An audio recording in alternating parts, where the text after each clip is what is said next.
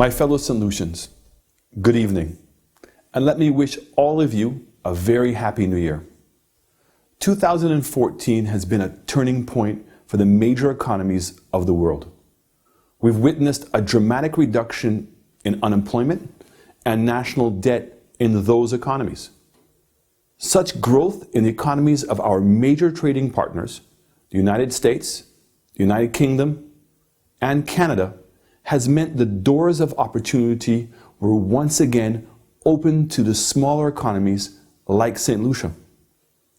Unfortunately, whilst global economic pressures have forced other governments to rethink their social and economic policies and to adapt to the new reality, sadly, we've been saddled with an inept government, unable to handle these challenges and unable to generate any kind of economic activity or growth. St. Lucia's economy has contracted for the last 3 consecutive years, while all other OECS countries have seen positive economic growth. We have a government still stuck in the past, unwilling to change an economic plan which has been an abject failure. A government totally consumed with playing politics, with victimizing its critics, and a government unable or unwilling to create and execute a winning vision for the development of our country. We've seen record numbers in unemployment, in particular amongst the youth. Record numbers of suicides, again in particular amongst male youth. Record numbers of companies closing their doors. In fact, according to the Economic and Social Review of 2013, the banks have had to increase their allowances for bad debts due to the high number of foreclosures on homes and vehicles. We've also seen a record number of people crying out for help. Families and small businesses have had to tighten their belts and make extraordinarily difficult decisions and sacrifices just to survive. For many, dreams of prosperity have been shattered by this government, and many others have simply lost hope. It is clear that any progress we've made in eliminating poverty since our independence has been eroded in the last 3 years, both on an individual level and a national scale. And every one of us knows it. As the expression goes, he who feels it knows it, and we all feel it. So as we stand here on the cusp of a new year, the question becomes, how do we change things for the better? We've just heard once again the tired old talking points repeated by our Prime Minister in his national address. A disappointing speech, blaming the world economy for St. Lucia's failures, instead of admitting to us what we already know, that he and his cabinet have not come up with one innovative idea to lift us out of our misery. Instead, we heard once again about the formation of yet another economic committee. Although 1 year later, we've not seen or heard any results from the previous 2 committees which were formed to boost economic activity: the Productivity and Efficiency Committee and the Visionary Council. We only have to examine our failing economy to see how unproductive, inefficient, and void of vision these committees have been. We can now see that this government is just about talk, because this government's sole focus is about staying in power for power's sake, not to help us. They're bent on trying to silence their critics and to victimize all those who speak out against them, even when it means stifling our democracy.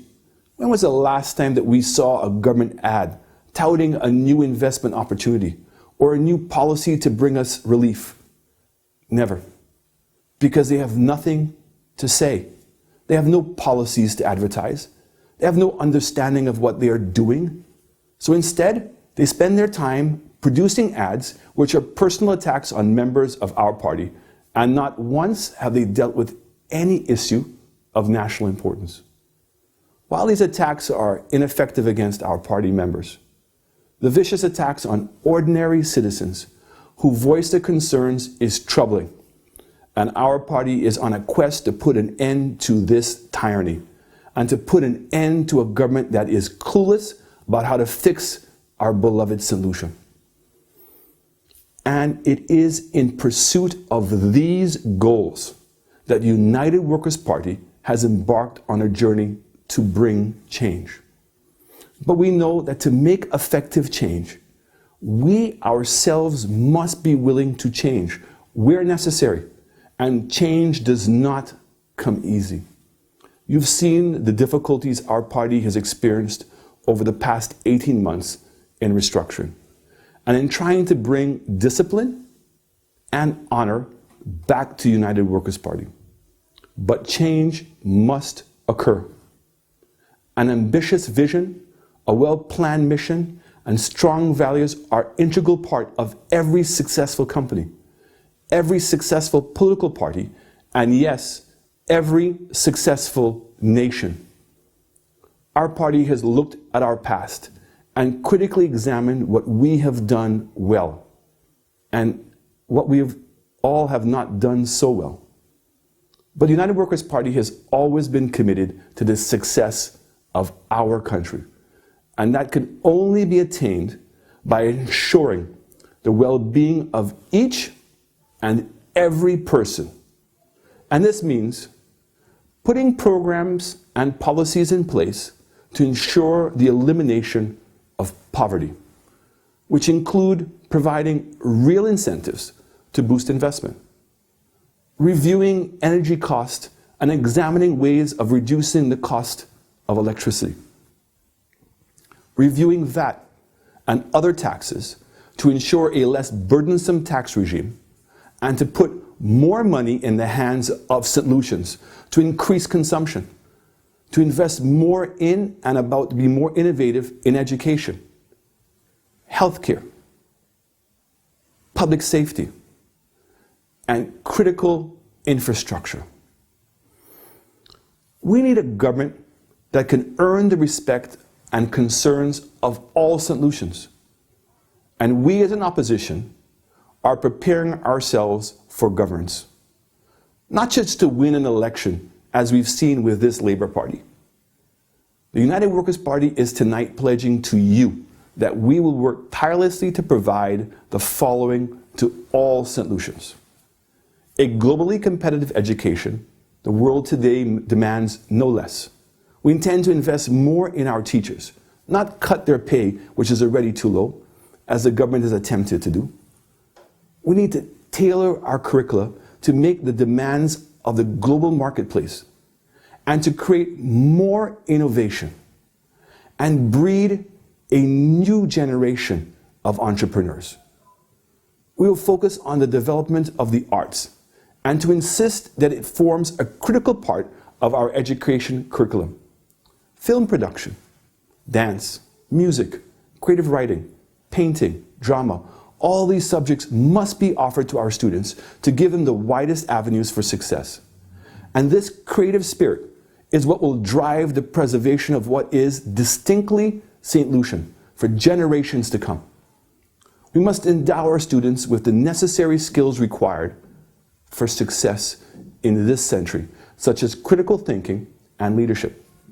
We'll provide a safe living environment free from violence and from the factors which engender violence. We must aim to provide safe shelters within communities for women and children, especially those in high-risk areas. We must try to reinstill our youth stronger family values and a sense of belonging, so they don't fall prey to the negative influences. We must also provide social programs to engage our youth so we can address the school dropout rate, idle youth, and teen pregnancies. We'll provide a more efficient judicial system. We are conducting a critical review of the entire criminal justice system. And as part of this, we're looking at creating a program where first-time juvenile offenders can be housed in rehabilitation centers instead of a prison facility, where they can be taught life skills to re-assimilate them back into society to make a positive contribution, without the stigma of a criminal record and jail time. We'll provide the necessary resources to support our police force. And in particular, we'll focus on crime prevention and more effective crime solving. Our police officers put their lives on the line every day to protect us, and we must work with them to provide the tools and support that they need to carry out their duties. Effective crime prevention and crime solving can only be achieved with the support of government and the assistance of each and every one of us. We'll provide new initiatives to help our farmers and fisher folks who play such a critical role in our economy. And we will make agriculture a major focus of our development plan. One such initiative will be a modern farmers market, which will work with the hotels, local grocery outlets, and export markets. This agricultural hub will establish a more structured and efficient supply process. No longer will farmers have to guess what they should grow, or bear the uncertainty of what price they will sell, or to whom they will sell. Farmers will be given fixed contracts for the supply of produce.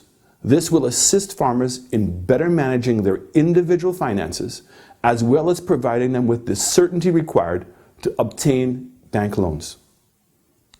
United Workers' Party has always played an integral role in the banana industry.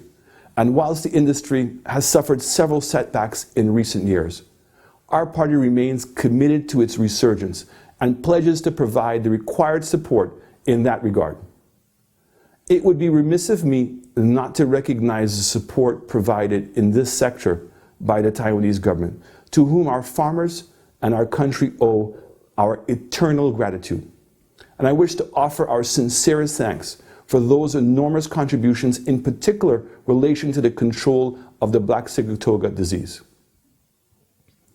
We will provide an economic climate where any St. Lucian who wants to open a business and is willing to take on the risk can do so. We will concentrate our efforts on boosting manufacturing, and our party has already started engaging key players in that sector to determine the key issues plaguing manufacturers. Our party is very clear that we must review the impact of VAT and energy cost, both of which have unquestionably contributed to higher prices, lower revenues, and the lack of competitiveness of the sector. We will implement innovative policies to reinvigorate our construction industry, which has declined significantly in recent years. Here was an era where the government needed to act, and to act effectively. And instead we got the superficial construction stimulus, which did not generate any significant activity. A United Workers' Party government will initiate programs to generate new housing projects, new hotel developments, and to improve and modernize the island's infrastructure, such as the new Hunora International Airport, the North-South Highway, and the Castries Redevelopment Plan, among others. United Workers' Party will continue to build on its proven track record on developing the tourism sector. We are all pleased that after years of criticism of United Workers' Party's tourism policies, this government has finally embraced the same policies in regards to airlift and recognized the obvious, that there is a direct correlation between airlift and growth of the tourism sector. And that to increase airlift, we have to provide economic incentives from time to time to airlines. We will review and implement more appropriate and competitive concessions to local and foreign investors with a view to substantially increasing the number of hotel rooms, which we have, as this is the only way our product can truly grow. We must also recognize that foreign investors do have choices as to where to invest their money, and we must make it more attractive and easier for investors to do business in St. Lucia. Tangible economic growth is within our grasp. This is illustrated in the neighboring islands of St. Kitts, Barbados, Antigua, and Grenada, all of which been successful in attracting foreign direct investment, while St. Lucia has not been able to do so. This government is the very definition of insanity, using the same old tired policies, but yet foolishly expecting different results. We will provide an energy-efficient country. United Workers' Party is cognizant that the complaints of the households and businesses from the high cost of energy. They continue to feel the squeeze in their monthly electricity bills, and we see no effort by this government to address this chronic situation. United Workers' Party is committed to exploring all alternative sources of energy to address the plight of solutions, as the island's productivity and growth are directly linked to the cost of electricity. We are unwavering in our commitment to develop a country in which every St. Lucian who wants a job and is willing to work can get a job. And ultimately, a country in which everyone has the opportunity to chase their dreams and to prosper. United Workers' Party has recognized that all of these are critical to the development and the success of our nation. And we've reviewed our policies and realized that we have to adopt more effective, efficient, and importantly, innovative strategies in order to make these goals a reality. We've realized that we must become a team and not just a party. A team that puts our mission and vision ahead of our own individual interest. A team that appreciates the urgency of the situation at hand. And a team that is willing to make the necessary sacrifices to fix it. As a party, we've hosted retreats, seminars, strategy sessions, encouraged participation from all constituency branches, and established think tanks so we can strengthen the party as a whole. We want to assure you that whenever the election bell rings, United Workers' Party will be the preferred party to govern this country. As a party, we've embraced the values we believe all responsible St. Lucians share. Honesty, discipline, confidentiality, commitment, and mutual respect.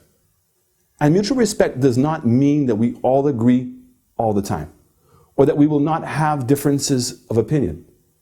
But we disagree respectfully and hopefully learn something from each other in the process. The party has been actively recruiting new members who also share these values, and we are proud to announce that our membership has increased by over 100%.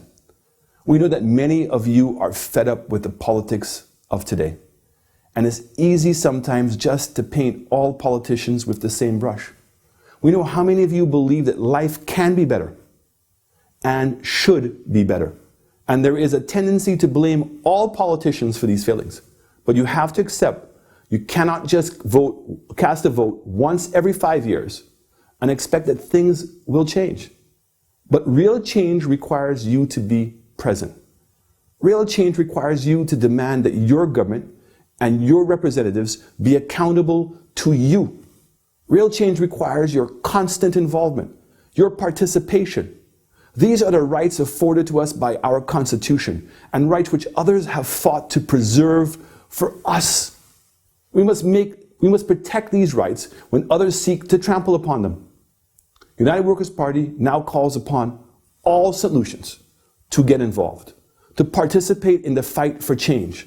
We call upon the Prime Minister and his government to stop deceiving the public and to ease the plight of St. Lucians at the pump. The exorbitant gas prices are crippling our economy and reducing any real chance which it may have at growth. The public is crying for relief, and we have nothing to hold on to except the false promises of better days and jobs, jobs, jobs, neither of which have materialized. The Prime Minister refuses to give St. Lucians a satisfactory explanation of the Greinberg scandal and the legal cost associated with it. All we know is that Mr. Greinberg is claiming $500 million, and this could ultimately bankrupt our country. The government has made a unilateral decision to decrease government workers' salaries by 5%. It imposed a VAT at a rate which has destroyed our economy. increased the price of water by 66%, reduced the subsidies on rice, flour, and sugar, and removed the airport tax, which had brought in about $50 million to the country's coffers. This action has caused the country to lose the opportunity to generate a significant portion of the funding required to fund a new airport. As many of you know, United Workers' Party has taken the government to task on its gas prices, in particular in relation to how this affects bus fares for average solutions. A reduction at the pump, as we've all been advocating, will mean bus fares will not have to be increased. It will lighten the burden on taxi drivers. The cost of doing business will come down. More money will be in circulation, which will, when taken together, provide a much needed stimulus to the economy. We've seen the Prime Minister's spin doctors working overtime, trying to convince us that the current 3-month pass-through mechanism is the most beneficial to consumers. We now know this to be categorically untrue. The truth has been revealed in recent statements made by the government's own civil servants, which back up precisely what the United Workers' Party has been saying all along. Despite their claims that they are not benefiting from the surplus, we now know that the government has been earning a massive quarterly surplus on the backs of hard-working solutions, and yet it refuses to reduce the price of gas at the pump. Lies, spin, excuses, victimization, personal attacks have become the hallmarks of this administration, which has proven to be an abject failure. And enough is enough. We cannot take any more, and we must demand change. The protest march scheduled for tomorrow is a call to action for all St. Lucians to demonstrate their dissatisfaction with the state of affairs of our country and the damage inflicted by the policies of this government on our people, our economy, and our country. We must show this government that they need to act now, to ease our plight, to reduce our burden, and to actually start acting like a government which cares about all solutions. Whilst there is a massive groundswell of support for our march, we know that there are many of you listening tonight who are afraid to come out publicly for fear of victimization. But we are already being victimized, and we have nothing left to lose. In the words of Dale Carnegie, the famous US entrepreneur, inaction breeds doubt and fear. Action breeds confidence and courage. If you want to conquer fear, do not sit at home and think about it. Go out and get busy. May God continue to bless you, your families, and our country. Thank you for listening, and good night.